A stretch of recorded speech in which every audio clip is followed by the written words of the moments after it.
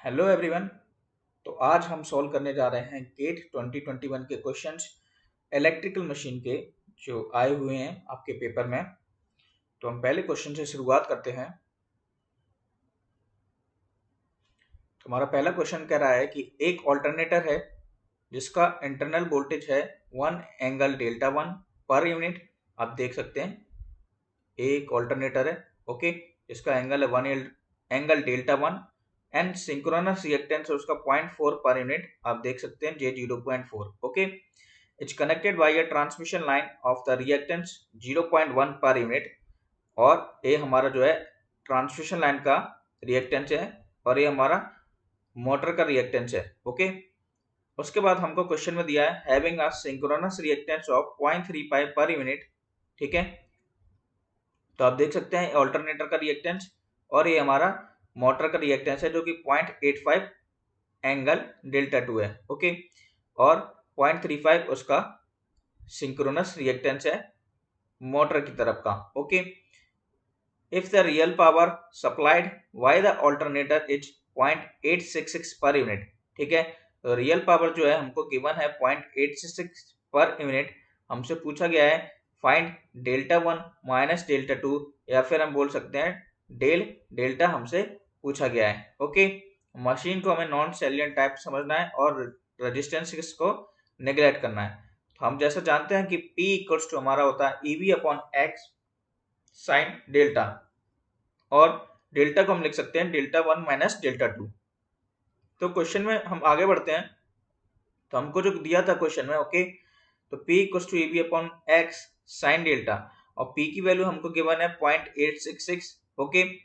और E कितना है हमें 1, ठीक है, 1 पर 1 दिया है हमें, ठीक है, मैग्नीट्यूड। और V की वैल्यू कितनी है 0.85, ओके। तो 1 इंटू 0.85 अपॉन एक्स इक्विवेलेंट। तो एक्स इक्विवेलेंट आप देख सकते हैं टोटल क्या है हमारा एक्स इक्विवेलेंट, यानी कि ऑल्टरनेटर का रिएक्टेंस, ट्रांसमिशन लाइन का रिएक्टेंस और मोटर का रिएक्टेंस, ओके। अब इसको जब आप सॉल्व करेंगे तो ये दोनों ऊपर नीचे कैंसिल आउट हो जाएंगे, सेम वैल्यू आएगी 0.85 और नीचे भी 0.85। साइन डेल्टा 1 माइनस डेल्टा 2 किसके बराबर आ गया, हमारे पावर के बराबर, ठीक है, 0.866 के। अब डेल्टा 1 माइनस डेल्टा 2 को साइन इनवर्स करेंगे जब आप, तो आपका आंसर आएगा 60 डिग्री, ओके। तो आपका आंसर है डेल्टा 1 माइनस डेल्टा 2 60 डिग्री। तो आपको एक क्वेश्चन समझ में आया होगा, ओके। आपको सीधे सीधे एंगल पूछा था, ओके। क्वेश्चन बहुत ही सिंपल था। नेक्स्ट क्वेश्चन पर हम चलते हैं। नेक्स्ट क्वेश्चन भी आपसे 2021 गेट में पूछा गया है। A belt driven DC shunt generator है running at 300 RPM, okay, delivers 100 kilowatt to a 200 volt DC grid, okay. आप देख सकते हैं डीसी ग्रिड है ये वाली, ओके। और आपका जो डीसी शंट जनरेटर है वो 300 आरपीएम पर रन कर रहा है, देख सकते हैं आप जनरेटर की स्पीड 300 आरपीएम, ठीक है। और डिलीवर्स कर रहा है आपको 100 kilowatt at 200 volt DC grid at it continues to run as a motor when the belt breaks. और आपसे क्वेश्चन में आगे बोला है कि अगर जब आपकी जो बेल्ट है इस ऑल्टरनेटर की, ओके, वो ब्रेक हो जाए तो वो मोटर की तरह रन करने लगेगा, ओके। और it takes 10 kilowatt from the DC grid, okay. जब ऑल्टरनेटर था तो वो डिलीवर कर रहा था 100 किलोवाट, ठीक है। अब क्या कर रहा है, मोटर की तरह बिहेव करने लगेगा जब बेल्ट ब्रेक होगी, और 10 किलोवाट वो डीसी ग्रिड से लेने लगेगा। आर्मेचर रेजिस्टेंस आपको गिवन है 0.025, फील्ड रेजिस्टेंस आपको गिवन है 50 ओम, ब्रश ड्रॉप आपको गिवन है 2 वोल्ट, ठीक है। आर्मेचर रिएक्शन को इग्नोर करना है। आपसे पूछा है speed of the motor in RPM. अब आप देख सकते हैं सॉल्यूशन की तरफ, ओके।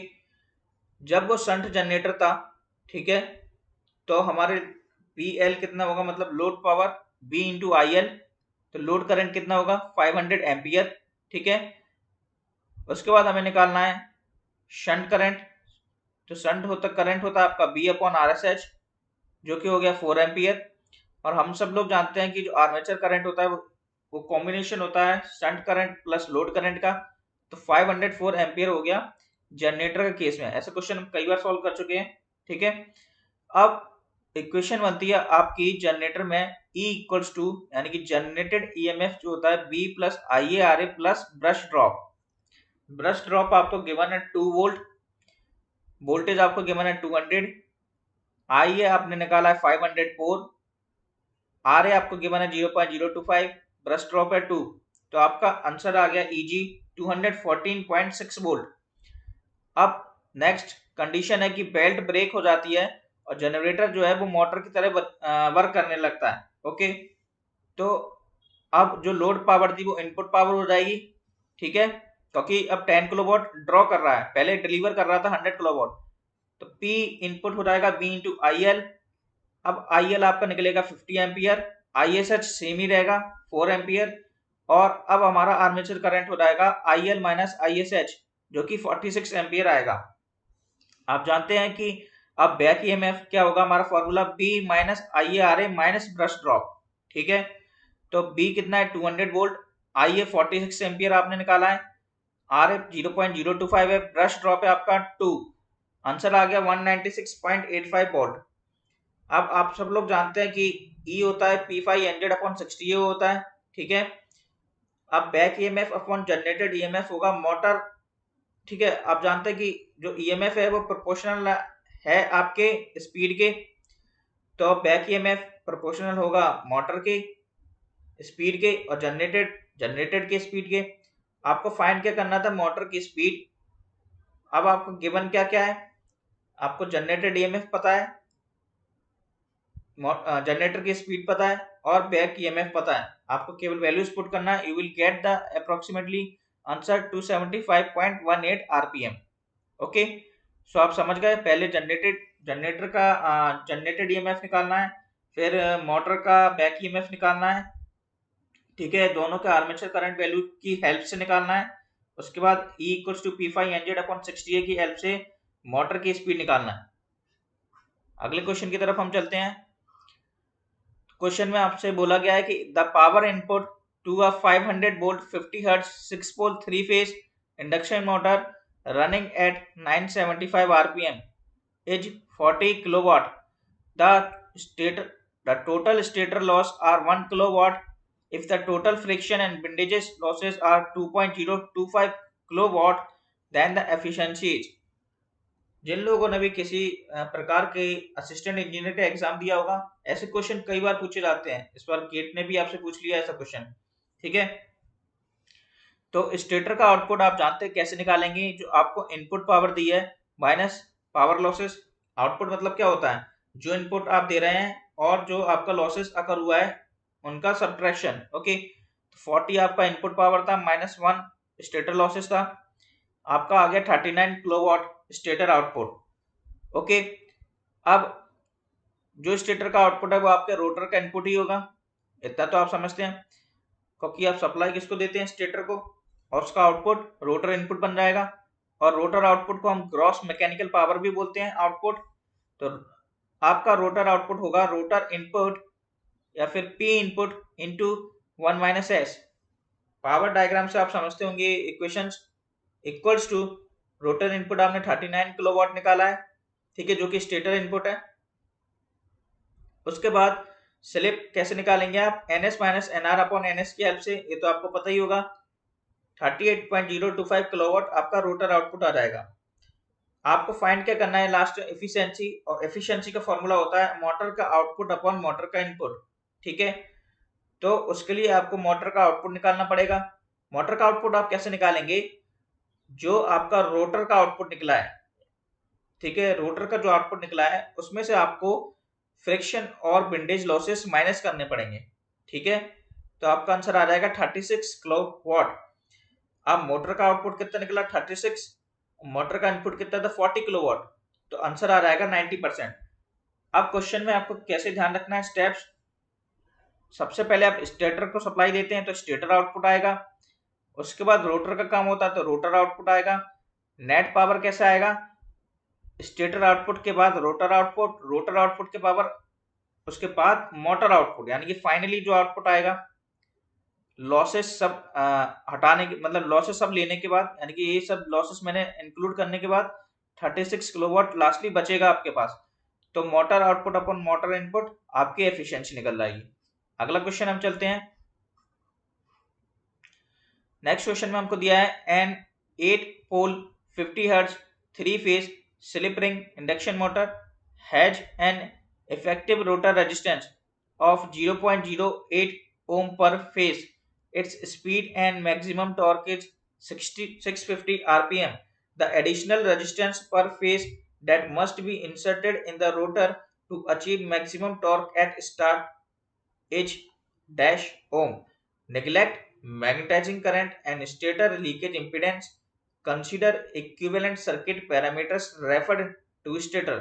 क्वेश्चंस गेट के एग्जाम में आपको क्वेश्चंस ढंग से पढ़ना होता है। Okay, so what question is, अब उसकी इंग्लिश क्या कह रही है, ठीक है। फाइंड क्या करना है आपको, एडिशनल रेजिस्टेंस आपको फाइंड करना है that must be inserted in the rotor to achieve maximum torque. Maximum torque की कंडीशन आप जानते हैं।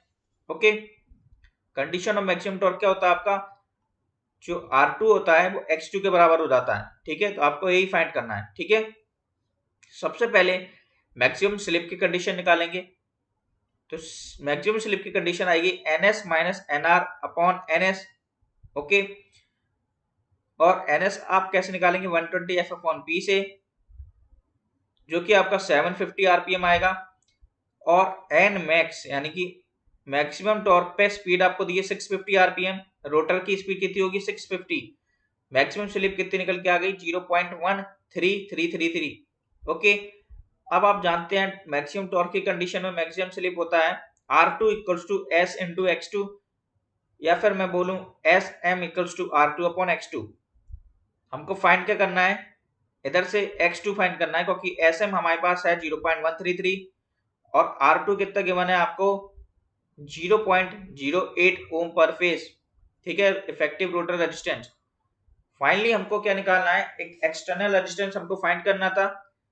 तो आप समझ गए होंगे R2 जो रोटर का रेजिस्टेंस है प्लस R एक्सटर्नल जो हमने एडिशनल रेजिस्टेंस जोड़ा है वो हमारे रोटर के रिएक्टेंस के बराबर होगा। तो रोटर का रिएक्टेंस हमने क्या निकाला था 0.601 इधर से, ठीक है। इस कंडीशन से मैक्सिमम स्लिप्स की कंडीशन पे R2 हमें गिवन था, तो R एक्सटर्नल कितना आएगा आपका 0.521 ओम। ओके, सो क्वेश्चन में कुछ नहीं है ज्यादा, R2 plus R external equals to X2। आपको एक क्वेश्चन ध्यान रखना पड़ेगी जब आप मैक्सिमम टॉर्क कंडीशन की बात कर रहे हैं या फिर मैक्सिमम स्लिप की बात कर रहे हैं और आपसे एडिशनल रेजिस्टेंस पूछा गया है। अगले क्वेश्चन पे हम चलते हैं। In a single phase transformer the total iron losses is 2500 watt at nominal voltage of 440 volt and frequency 50 hertz. The total iron losses is 850 watt at 220 volt and 25 hertz. Then at nominal voltage and frequency the hysteresis losses and eddy current losses respectively are. Okay, so in this question एक question भी आपने practising में बहुत लगाया होगा जब आप books में पढ़ते हैं, जब आप जानते हैं कि आयरन लॉसेस जो होता है वो AF प्लस BF स्क्वायर के इक्वल होता है। ओके, सबसे पहले आपको जो टोटल आयरन लॉस है वो गिवन कितने हैं 2500 वॉट, ठीक है। तो पहली इक्वेशन हमने इधर से लिख ली, ठीक है। और जो दूसरी इक्वेशन हमें गिवन है वो है 850 वॉट एट 25 हर्ट्ज। तो दूसरी इक्वेशन भी हम लिख लेंगे, तो पहली इधर आ गई और दूसरी इक्वेशन इधर आ गई। अब आप जानते हैं जब इन दोनों इक्वेशंस को सॉल्व करेंगे तो हमारे पास A निकल के आएगा और B निकल के आएगा, ठीक है। हमसे फाइनली क्या पूछा है, फाइनली हमसे पूछा है एट 50 हर्ट्ज पे क्या हमारी आयरन लॉसेस निकल के आएंगे, ठीक है। और हमसे एडी करंट लॉसेस भी पूछा है, ठीक है। तो आप जानते हैं हिस्टेरेसिस लॉसेस और एडी करंट का लॉसेस होता है आयरन लॉसेस। ओके, और इस इक्वेशन में से ए क्या होता है हमारा हिस्टेरेसिस लॉस और ए होता है हमारा एडी करंट लॉस, ठीक है। आप सब जानते हैं एफ फ्रीक्वेंसी प्रोपोर्शनल है, ठीक है। तो वो होगा PH और एफ स्क्वायर के प्रोपोर्शनल है तो वो होता है PE। तो PH equals to A into F, A आपने निकाल लिया 18 into 50 which is equals to 900 watt. और eddy current equals to B into F square. B आपने निकाला कितना है 0.64, तो 0.64 इंटू 50 का square which is equals to 1600 watt. तो option number B is the right answer. तो ऐसे क्वेश्चनों को सॉल्व करने का तरीका यह होता है कि आपको एक लॉस दिया होगा एक फ्रीक्वेंसी पे, ठीक है, दूसरा लॉस दिया होगा एक दूसरी फ्रीक्वेंसी पे, तीसरा मतलब फाइनल लॉस आपसे पूछा होगा एट दी थर्ड फ्रीक्वेंसी। वो फ्रीक्वेंसी जरूरी नहीं है 50 हर्ट्ज हो, कोई सी भी फ्रीक्वेंसी पे आपको आयरन लॉस निकालने को आ सकता है। तो ये क्वेश्चन थे हमारे गेट 2021 के इलेक्ट्रिकल मशीन के। ओके, तो इस प्रकार के वीडियो और आते रहेंगे जैसे कि पावर स्टम गेट, गेट 21, फिर पावर इलेक्ट्रॉनिक्स, ईएमटी वगैरह वगैरह, फिर गेट 2020। और पैरेलल में हम जूनियर इंजीनियर का भी जूनियर इंजीनियर के भी प्रीवियस ईयर लगा ही रहे हैं। ओके, तो उनके वीडियो भी डलते रहते हैं। खास करके असिस्टेंट इंजीनियर की क्वेश्चन भी सेम ही है, जो आप जानते हैं कि असिस्टेंट इंजीनियर में वही क्वेश्चन पूछे जाते हैं जो गेट में आए हुए हैं, बस आपसे वैल्यूज बदल लेंगे। जैसे 50 हर्ट्ज पे दिया है तो 60 हर्ट्ज पे पूछ लेंगे, 850 वॉट दिया है तो 950 वॉट दे देंगे। ठीक है, तो क्वेश्चनों का तरीका वही होता है, तो प्रैक्टिस करते रहिए। ओके, तो मिलते हैं अगली वीडियो में।